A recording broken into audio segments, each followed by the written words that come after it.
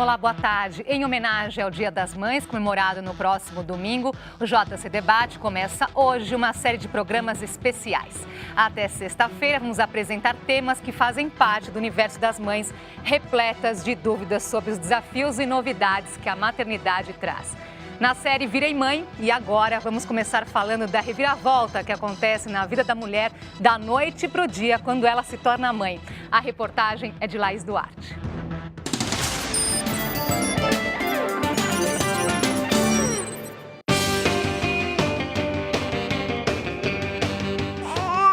Calma, filhinho, calma. No dicionário, mãe é mulher ou fêmea de animal que teve um ou mais filhos. Nas páginas da vida real, Ser mãe é um desafio. A gente se preocupar todo dia com o nosso filho, com o futuro, o presente. Você abrir mão da sua vida, do seu dia, da sua noite, de tudo que você tem para cuidar dele, dos seus gostos, dos seus sonhos. Porque, na verdade, o seu filho acaba se tornando o seu maior sonho. A maternidade veio como uma surpresa para Ana. Transformou a vida dela e a do marido. Mudou tudo praticamente. A rotina, o sono, as prioridades, o desejo de dar uma vida boa para eles, para a família. Foi uma gravidez complicada. Ana teve enjoos, dores, inchaço, pressão alta, depressão. Mas de tudo, nos 9 meses antes do Eduardo nascer, o que mais incomodava era o julgamento de outras mães. Quando você lê coisas sobre a maternidade, esses blogs de mãe, as mães mostram que a vida é maravilhosa e que ter um filho é a melhor coisa do mundo e que tudo é lindo, que você faz tudo com muito amor e paciência. Você sofre com o julgamento das outras mães, porque existe essa visão romantizada da gravidez, da maternidade, que não é verdade. Quando ela conseguiu esquecer o julgamento das outras, se deparou com as próprias cobranças, com medo de não dar conta sozinha. Aí o meu marido Eloy saía para trabalhar, já me dava assim uma tremedeira. Eu falava assim, não, agora eu vou ter que cuidar do Dudu sozinha hoje. E já começava a chorar de medo de ficar com ele, porque ele chorava dia e noite. Hoje, Eduardo está com 3 meses e vendendo saúde em seus enormes olhos azuis. E com ele, Ana aprendeu que bebês não mamam e dormem o tempo todo, como costumava ouvir. Bebês também choram. Ana aprendeu lições bem diferentes da imagem romântica da maternidade. Quando você é mãe, você fala, nossa, quando você faz o pé, é uma das coisas mais lindas do mundo, assim. Você fica tão feliz. Ana aprendeu também que por trás de tantas dificuldades está o amor mais fácil do mundo. Muito feliz, fica até vontade de chorar. Ele é o meu amor.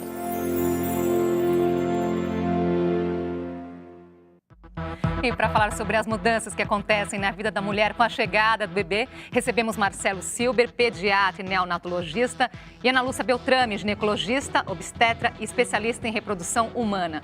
Participe aqui da nossa conversa, mande suas perguntas e comentários pelo Facebook e também pelo Twitter. Os endereços estão aí na sua tela. Doutor Marcelo, doutora Ana Lúcia, obrigada pela presença. Histórias que vocês conhecem bem aí, né? Como a da Ana também, que falou aí na reportagem. A gente pode dizer que acontece mesmo, é uma reviravolta na vida da mulher, a partir da chegada do bebê, da noite para o dia, assim, não tem como se preparar para esse momento aí, esse período de transição. Andressa, obrigado pelo convite. Eu e a Ana estávamos conversando antes do programa começar sobre os temas que nós gostaríamos de que fossem debatidos, que os telespectadores perguntassem tudo. Mas a reportagem sobre a Ana, e o marido Eloy e o bebê Eduardo foi tão completa que eu acho que se a gente conversar sobre essa reportagem, a gente vai conseguir abranger praticamente todos os pontos que... Dá para pincelar, pegar várias partes. Sim, dessa semana da maternidade. Exatamente. Eu costumo falar para os meus pacientes e para as mulheres que a mulher, ela vira mãe no dia que ela faz o teste de gravidez, né? Já começam todas as preocupações do pré-natal, de como que será aquele bebê, se vai ser normal, se vai ter algum problema durante a gestação, do parto, da amamentação, do pós-parto, mas muita gente acaba falando só do parto e da gestação em si. E, às vezes, o pós-parto, que foi exatamente aquilo que a Ana falou, ele fica realmente meio esquecido, né? E eu acho que nosso papel como médico obstetra, pré-natalista, é orientar essa família do pós também, senão fica achando que tudo é maravilhoso, que não existem dificuldades e muito pelo contrário, né? Então, o parto é importante, a amamentação é importante, muitas vezes as mães, elas podem se sentir, justamente pelo que ela falou, da cobrança social, menos mães ou mais mães porque tiveram um parto normal ou um parto cesariano, ou menos mães ou mais mães porque se sentiram aptas ou não a amamentar, mas, na verdade, cada um com as suas peculiaridades é mãe, né? Qualquer tipo de atitude não vai fazer dela mais mãe ou de procedimento menos mãe, né? E o pós-parto, ele tem que ser preparado durante esse pré-natal. Vamos aproveitar, né, para chamar a atenção. A Ana falou ali que ela sofreu muito com essa questão aí do julgamento. Parece que surgem palpiteiros para todos os lados. Todo mundo vira especialista, né, no momento que vê a mulher com o seu bebê, doutor Marcelo. Eu acho que esse tema, né, ele extrapola um pouco a maternidade, né? Quer dizer, existe hoje a ditadura do politicamente correto, né? Você deve fazer exercício físico, tua alimentação deve ser de tal monta, você tem que ter uma postura pessoal e social e profissional determinado, tudo. Quando você é mulher, eu acho que eu tenho uma filha, né, e um filho, é um pouco aumentado. Por quê? Porque a mulher, além de tudo isso, ela tem que, entre aspas, casar, depois ela tem que ser mãe e depois tudo. Aí, quando ela fica grávida, quando ela recebe a notícia que a Ana Lúcia falou, aí aquilo cresce, né? Como é que vai ser essa criança? Vai ser uma criança dentro da minha expectativa? Como é que eu vou conseguir cuidar dessa criança? E aquela criança ideal, né, padronizada, certinha, é colocada na cabeça dela. Muitas vezes essa criança ideal não nasce. Nasce, por exemplo, uma criança prematura, nasce uma criança com 30 semanas que pesa 800 gramas, e que vai ter uma abordagem médica e mesmo no exercício da maternidade, da paternidade, totalmente diferente. Então, você tem nessa situação, por exemplo, uma reversão completa da expectativa. Então, você precisa afastar aquela criança linda de 3 quilos, que todo mundo vai olhar na janelinha do vidro da maternidade, para uma criança, por exemplo, que pode ficar, às vezes, semanas ou até meses numa UTI neonatal. Então, a realidade, como a Ana bem colocou, às vezes é muito diferente da expectativa, né? E do ideário imaginado pela sociedade e por ela mesma. E aí é que é importante também olhar para essa mãe, não é, doutora Ana Lúcia? Sem dúvida. Porque a gente, se for pensar, no momento que nasce um bebê, mas nasce também uma mãe. Exatamente. E no momento do nascimento, muitas mulheres não sabem que existe uma tristeza nos primeiros dias, que é o que a gente chama de blues puerperal, que é esperado justamente por conta da queda hormonal, da privação de sono, da mudança do estilo de vida. Então, é normal que aquela mulher se sinta mais melancólica, mais triste, mais chateada, mais emotiva, muitas vezes chora durante aquele período e muitas delas se sentem culpadas porque está tudo tão certo, meu bebê é normal, meu filho é normal, tem uma família bonita, por que eu estou triste, né? Então, cabe a nós orientá-las que isso pode acontecer, que isso faz parte de todo o processo, que não tem nada de errado disso acontecer, né? E quando você falou que nasce uma mãe, nasce um bebê, nasce um pai e nasce uma família, né? Esses 4 nascimentos, eles só ocorrem para cada pessoa uma única vez. Olha que interessante. Quer dizer, você pode ter mais filhos, você pode ter outras uniões, você pode ter várias situações na tua vida, mas o nascimento do primeiro filho, esses 4 nascimentos em conjunto da família, do pai, da mãe e do bebê, é único. Doutora Ana, te perguntar agora uma questão pessoal, né? Você tem o Rafael de 11 anos, né? E o Guilherme de 8. Quer dizer, ginecologista, obstetra, especialista em reprodução humana, conhece aí o corpo da mulher como ninguém. Mas na sua experiência pessoal, o que aconteceu aí nesse período de transição que também falou, nossa, olha, isso me surpreendeu de alguma forma? O fato de ser médica especialista na gestação, né, na mulher, não me fez diferente de outras mães. Tá? As angústias, existe uma coisa que é a informação, que eu acho que é muito importante a gente ter e dar as informações para a paciente, mas existe o emocional também. Então, as mesmas angústias, o blues puerperal, a angústia de pensar que o bebê vai acontecer alguma coisa com ele, colocar do lado da cama, ver se está respirando, colocar o espelhinho, eu passei por tudo isso. Porque eu costumo falar para as pacientes que quando nasce a placenta, nasce o bebê, depois vem a placenta, imediatamente nasce o medo e a culpa, né? Todas nós, mães, a gente carrega com a gente esse medo e essa culpa E muitas vezes é difícil da gente balancear, né, o quanto que é real e o quanto que é um pouco fantasioso e decorrente desse sentimento. E aí a importância do pai, né? O meu marido é uma pessoa muito presente e eu acho que o Marcelo compartilha dessa ideia de que o pai ele tem que ser realmente muito presente, porque ele muitas vezes vai ser o ponto realmente de equilíbrio desse momento, né? Que muitas vezes a mulher ela está realmente conturbada por conta de todo o processo de modificação física e emocional, e o homem do lado faz toda a diferença durante essa fase da vida da mulher. Antes de falar do papel do pai, nós vamos começar aqui, passar um vídeo aqui no telão para as pessoas verem. Ele foi produzido e cedido para a gente pela Perestroika, que é uma escola que desenvolve uma série de atividades, entre elas já desenvolveu um curso para mães. E no vídeo elas respondem a seguinte pergunta: o que você gostaria de saber antes do seu filho nascer, mas que ninguém nunca lhe contou? Vamos ver aqui algumas respostas. Você também vai precisar de colo e você vai precisar de ajuda.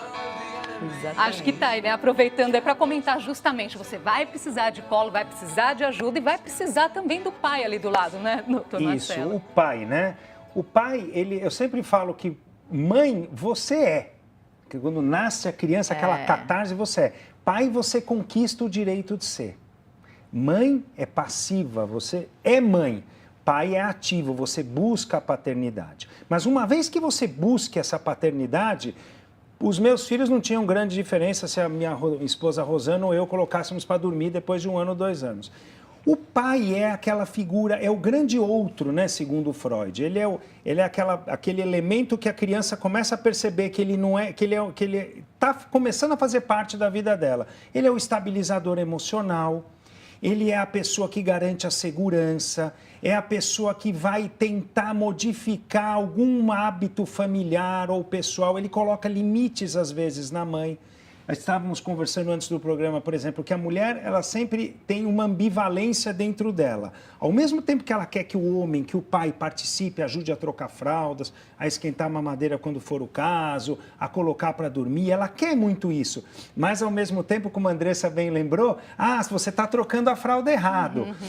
Você não está fazendo isso certo. Não segura assim que assim não pode, Isso. Né? Ela é mãe loba, ela quer centralizar para ela. Então, essa ambivalência tem que ser percebida pelo homem, de se colocar do lado, né? Não tentando tirar as funções maternas, mas tentando sempre agregar e dando aquela qualidade que vai dar toda a harmonia familiar. Pois é, né? Como fazer disso uma parceria ideal? Porque justamente a mãe precisa de ajuda, mas assim, o jeito dela é o melhor jeito. Então, Exatamente. E assim, e nós, profissionais de saúde, temos que ser parceiros da família também, né? Porque a sociedade já coloca tanto o que é certo, o que é errado, os moldes. Isso. Então, é nosso papel adequar aquela realidade melhor para aquele casal e para aquela criança. Me fez lembrar até uma outra situação, vou contar aqui para vocês. O Rodrigo, que é repórter aqui do Jornal da Cultura, pai recente, né, contou pra gente uma história outro dia, dizendo que ele chegou em casa e a esposa estava lá tentando fazer o bebê dormir, nada.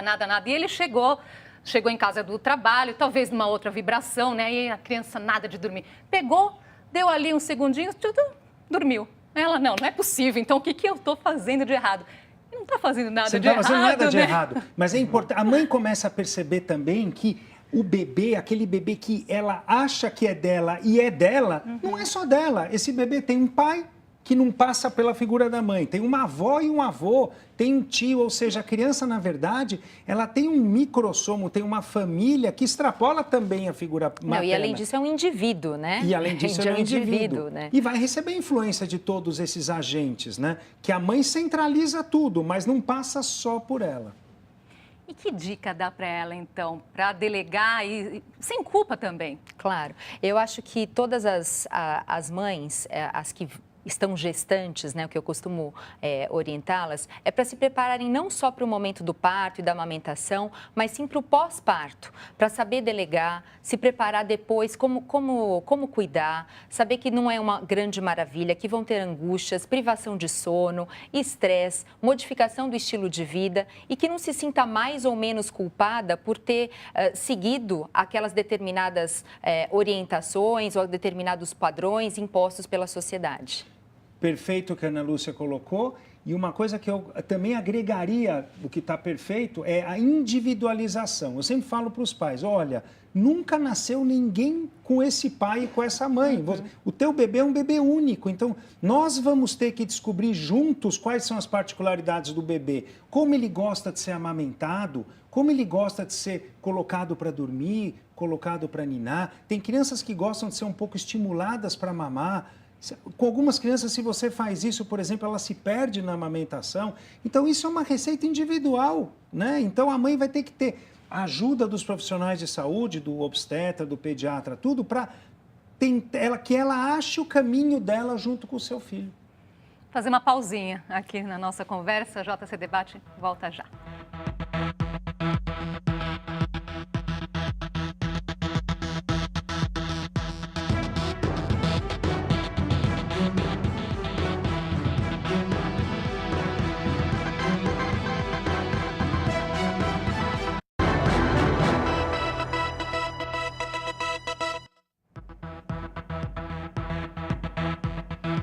Já estamos de volta com o JC Debate especial Virei Mãe e Agora. Hoje conversamos sobre os desafios enfrentados pela mulher quando se torna mãe. Com a gente, Marcelo Silber, pediatra e neonatologista, e Ana Lúcia Beltrame, ginecologista, obstetra, especialista em reprodução humana. Continue aqui participando com suas perguntas e comentários pelo Facebook e também pelo Twitter. Dar à luz e cuidar do bebê exigem um grande esforço emocional das mães. Muitas não conseguem lidar com essas profundas transformações e desenvolvem a depressão pós-parto. Uma doença grave que afeta toda a família e precisa ser tratada com ajuda especializada. Se tudo acabasse, como é que seria? Aí você começa, mas meu filho vai ficar com quem? Quem vai cuidar? Era assim que Andréia se sentia quando Renan nasceu. A gravidez foi muito planejada, mas ainda assim a tristeza foi inevitável. 9 meses pós o parto veio o diagnóstico: depressão pós-parto. O tratamento incluiu medicamentos controlados e terapia. Eu não acho que ainda é um processo vencido, não. Mas é uma vitóriazinha a cada dia que a gente levanta da cama, que a gente vai para frente. São eles, para mim foi ele 100% que me fez reerguer. O caso de Andréia é mais comum do que se imagina. 1 em cada 4 mulheres no Brasil apresentam sintomas de depressão pós-parto. É o que apontou uma pesquisa realizada pela Fiocruz com mais de 23 mil mulheres, entre 6 e 18 meses após o parto. De acordo com a Organização Mundial da Saúde, a média de casos de depressão pós-parto em países subdesenvolvidos é de cerca de 20%. Mas, segundo a pesquisa, aqui no Brasil, esse número é ainda mais alarmante, passa dos 26%. Para essa especialista, é importante distinguir aquela tristeza que pode ser comum nesse período da vida da mulher com a depressão pós-parto. Os indícios aparecem ainda na gravidez. Tem a ver com se culpar demais, se exigir demais, achar que não vale a pena viver, achar que não vale a pena ter posto uma pessoa no mundo. O tratamento deve combinar atendimento psicológico e psiquiátrico e é fundamental o apoio de toda a família. A gente precisa cuidar das mães, das mulheres, das mães e dos pais, se a gente quiser que os bebês sejam cuidados. A doutora Ana Lúcia falou um pouquinho até desse assunto no primeiro bloco, que existe assim uma tristeza. Sim, que é o blues. Que é o blues, que é natural. É natural, fisiológico, esperado, que é aquela tristeza, imediatamente, ela começa de 2 e vai até normalmente 7, no máximo 10 dias pós-parto. E ela pode ser decorrente dessa queda hormonal brusca, pelas modificações gravídicas, que são subitamente interrompidas. E, além disso, pela privação de sono, mudança de estilo de vida, mas isso é natural, que é diferente da depressão pós-parto. A depressão pós-parto, normalmente ela aparece depois, habitualmente depois de 1 mês após o parto. Ela é mais insidiosa, ou seja, ela não é tão abrupta, ela vai sendo mais lenta. A mulher ela vai perdendo realmente o ânimo de viver, ela vai se limitando a ficar mais em casa, ela não consegue e não tem prazer em cuidar do bebê, em fazer suas atividades habituais. Então, é um quadro diferente. Existem algumas mulheres que têm um risco maior de desenvolver depressão pós-parto. Aquelas que têm um histórico de depressão durante a gravidez, como a própria psicanalista falou, aquelas que se cobram demais, que são muito ansiosas. Muitas vezes a gente percebe esse risco aumentado durante o pré-natal e já existem algumas medicações que podem ser introduzidas durante a gravidez e mesmo no pós-parto, na amamentação, que são alguns tipos de antidepressivo que a gente consegue tratar juntamente com a psicoterapia dessas pacientes. A Grace Fabiana, ela coloca aqui, né? Muito legal esse tema, eu tive meu bebê no final de março e realmente ninguém fala como é difícil o pós-parto, doutor Marcelo. Eu acho que ninguém fala como é tão difícil o pós-parto, porque imagina-se uma criança ideal, imagina-se um menino ou uma menina com determinadas características de peso, de altura, de vitalidade, de vigor, de amamentação. E as crianças são muito diferentes entre si, né? As crianças têm necessidades diferentes, físicas, né? Então, você não pode comparar, por exemplo, uma criança com pais grandes, aquela criança que mama muito, tudo, com às vezes mais pequenininha, né? Menor, num percentil mais baixo. Tem crianças que têm algumas dificuldades. Vou dar um exemplo que é muito conhecido pela boa parte dos nossos telespectadores e telespectadoras, as crianças que têm refluxo, né? Elas têm uma queimação, elas têm uma esofagite, elas têm uma dificuldade, às vezes, na amamentação. E isso pode linkar com o tema da depressão. Quer dizer, minha criança não mama bem, eu não consigo fazer ela mamar de uma maneira feliz, tranquila, tudo, e eu não tenho competência para conseguir formatar essa amamentação. Não é verdade, você tem competência, mas infelizmente a criança tem um problema médico, né? Aí você pode diagnosticar, por exemplo, uma doença de refluxo, medicar a criança, quando é o caso, obviamente, né? A criança fica mais tranquila. Eu dei um exemplo de dezenas de exemplos que nós poderíamos dar e que podem ser resumidos da seguinte maneira: as crianças são diferentes e os profissionais específicos, o pediatra no trato da criança, ou o obstetra no trato das angústias e problemas maternos, são os profissionais que devem ser observados, analisados pela paciente, pela mãe, para que ela possa ter uma ajuda na sua conduta. Muito melhor do que os tais blogs e outras informações não específicas. Né? Acho que é daí uma informação importante, até para a mãe não se sentir assim, obrigada a ouvir tantas sugestões aí. Claro, é por isso que ela tem o obstetra e o pediatra, né? Para a gente orientá-las da maneira mais correta, né? Com informações técnicas boas. E esse rol pode ser aumentado. O pediatra pode, por exemplo, pedir ajuda de um fonoaudiólogo para fazer a criança, por exemplo, no comecinho mamar melhor. A obstetra e ginecologista da paciente pode, conhecendo a sua paciente, identificar ela, que nem a Ana Lúcia falou, para um processo de terapia, mas são profissionais que são específicos e treinados para cuidar das demandas da mãe. Agora, a escolha do profissional é algo também que deixa as mães angustiadas, não é? Sem dúvida, porque acho que além da parte técnica, a paciente ela precisa ter uma identidade muito grande com o obstetra, né? E com o pediatra também, para que ela possa passar de uma maneira confortável as angústias, os medos e que a gente possa esclarecê-la da maneira adequada e que ela possa sanar todas as dúvidas e, consequentemente, aí a ansiedade e o processo que pode se perpetuar aí durante a gravidez. O doutor Marcelo, que é o pediatra aqui, mas a pergunta, doutora Ana, para você, como escolher um bom pediatra? O que é um bom pediatra?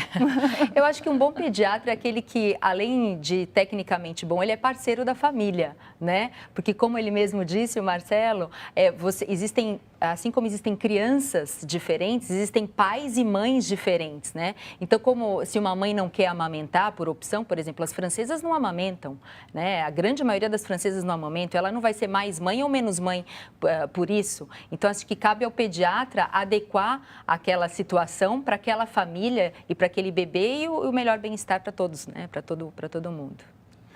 Eu não tenho nada a acrescentar, eu concordo com a Ana Lúcia, né? E acho que a pediatria e a obstetrícia são especialidades muito parecidas, né? São especialidades, inclusive, que nos últimos anos tiveram um decréscimo muito grande. Agora a gente está, felizmente, vendo o renascimento dessas, talvez, duas das mais importantes especialidades médicas, porque elas cuidam basicamente do ser humano, né? A obstetrícia cuida da mulher, a ginecologia cuida da mulher como um todo e a pediatria, ela só tem como equivalente na medicina a geriatria, porque ela cuida da criança não só das doenças, como, por exemplo, um gastro, um endócrino ou um nefrologista, com todo o respeito, cuida dos diversos aparelhos e sistemas. Nós, pediatras, cuidamos da criança como um todo e acompanhamos o crescimento e o desenvolvimento dela até elas se transformarem em adultos. O que essas mulheres, mães de primeira viagem, têm em comum quando chegam lá ao pediatra pela primeira vez com o bebê no colo? Todas acham que não sabem nada, né? E não sabem mesmo, né? Que eu falo para elas. Mas você acaba aprendendo, né? Quer dizer, experiência. Isso uma vez eu ouvi de um professor na USP, é muito interessante. Experiência é uma coisa maravilhosa, mas quando você adquire, não serve mais para nada. É verdade. Porque você aprendeu a amamentar tua filha da melhor maneira do mundo. Pronto, já está na hora do desmame. É assim que é a vida, né? Quer dizer, vai sempre ter uma fase aí que vai ser mais complicada, então. Agora a Ana os filhos da Ana estão virando adolescentes, pré-adolescentes. Outra fase. Vai ter a fase de buscar na balada agora. Exatamente. Sim, e quando ela ficar craque, os filhos já viraram... Marcelo, sabe o que eu falo? Eu falo que o obstetra, a gente ajuda a formar a família e você cuida da família. O pediatra, ele cuida da família. Eu acho que o pediatra, ele não cuida só da criança, ele cuida da família. Um recadinho final, bem rapidinho, aí para as mães que estão nos assistindo, as mamães de primeira viagem. Doutora. Então, as mães, hoje em dia, né, além das angústias que a gente tem, os medos do pré-natal e tudo mais, a gente tem algumas doenças aí que estão amedrontando todas as mães. Mas, frente a tudo isso, a maternidade, assim, apesar de tudo isso, a maternidade ela é muito boa. Então, assim, deixe muitas vezes os medos de lado, as cobranças e tal, e aproveite esse momento. Né? Porque muitas vezes a gente fica muito preso ali nas cobranças e a vida acaba, e o presente acaba passando. Não curte aquele momento. Não curte o momento. Doutor Marcelo. As angústias, os medos, né? As inseguranças, elas vão, obviamente, surgir sempre e nunca desaparecem, né? O seu filho e a sua filha vão crescer e você vai ver que elas só vão mudar, mas se você está preocupado que a tua filha não mama, mais para frente você vai preocupar que horas que ela vai chegar em casa. Ou seja, ser mãe ou ser pai é nunca dormir direito mais na vida, mas não existe não existe presente de Deus mais generoso do que conseguir ser mãe ou ser pai. Então, curtam muito e aproveitem essa semana de vocês que vai culminar no Dia das Mães. É isso aí. Muito bom, obrigado. Uma delícia o papo hoje aí para começar a nossa semana especial. Obrigada pelo convite. Ao Dia das Mães e até uma próxima oportunidade. E o JC Debate fica por aqui. Nós voltamos amanhã, 12h30, e no segundo capítulo da série Virei Mãe. E agora nós vamos falar sobre amamentação. Participe enviando as suas dúvidas. E para inspirar, deixamos vocês com imagens da Escola Perestroika. As mães responderam a seguinte pergunta: o que você gostaria de saber antes do seu filho nascer, mas que ninguém nunca lhe contou? Uma ótima tarde para você. Até amanhã.